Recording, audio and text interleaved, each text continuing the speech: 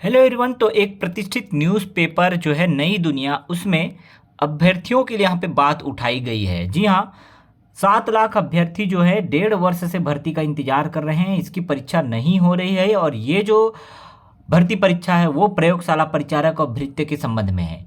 जी हाँ, उच्च शिक्षा विभाग द्वारा जो जारी वैकेंसी थी 2023 में आवेदन मंगाए गए थे। प्रयोगशाला परिचारक भृत्य का जो है आवेदन मंगाया गया था, उसके संबंध में यहाँ पे एक जो है आर्टिकल पब्लिश किया गया। आर्टिकल यहाँ पे दिया गया है। नई दुनिया जैसे प्रतिष्ठित न्यूज़पेपर ने फिर से यहाँ पे आवाज़ उठाई है कि भाई अभ्यर्थी आखिर कब तक परेशान रहे। शेड्यूल अभी तक जारी नहीं हुआ है, इसका एग्ज़ाम का क्या होगा, कैसे होगा।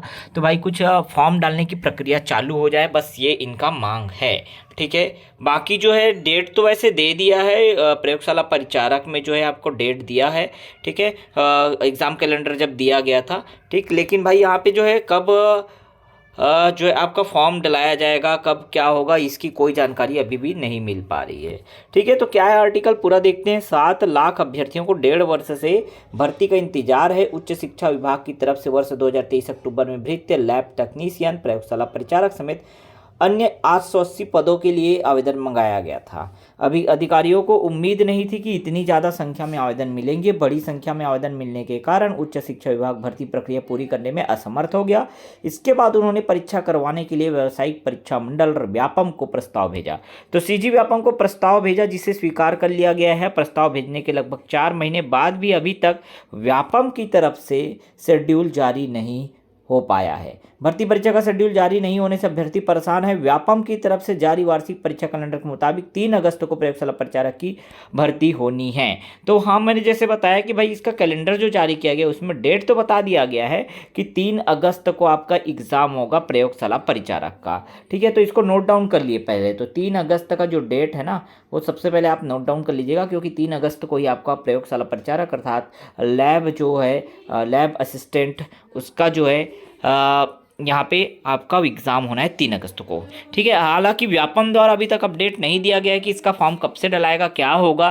ठीक है, पूरा डिटेल क्या रहेगा, सिलेबस वगैरह फिर से नया अपडेट करके जारी करेगा कि क्या करेगा, वो तो भाई यहीं पे नहीं बताया गया। लेकिन हाँ, ज़्यादातर चांस है कि जो सिलेबस उच्च शिक्षा विभाग द्वारा जो जारी किया गया था 100 अंक के लिए, 100 अंक का होगा, जिसमें 2 भाग होंगे। पहले भाग में 9वीं 10वीं के आधार पर साइंस संबंधी 60 सवाल पूछेंगे।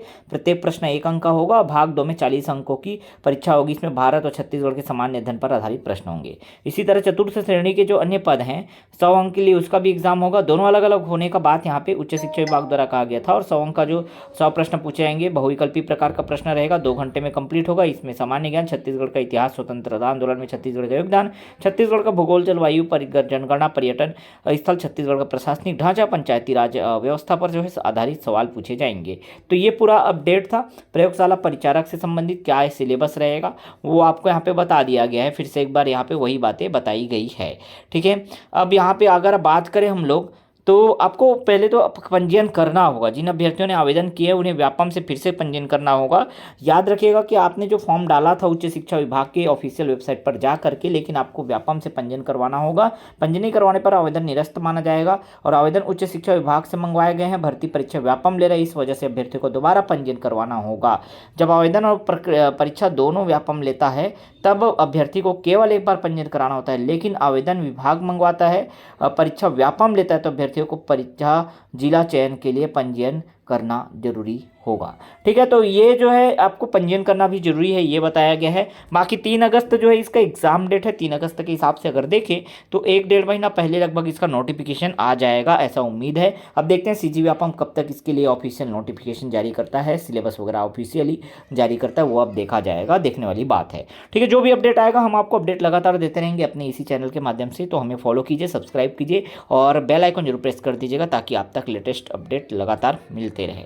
ओके, चलिए मिलते हैं नेक्स्ट वीडियो में।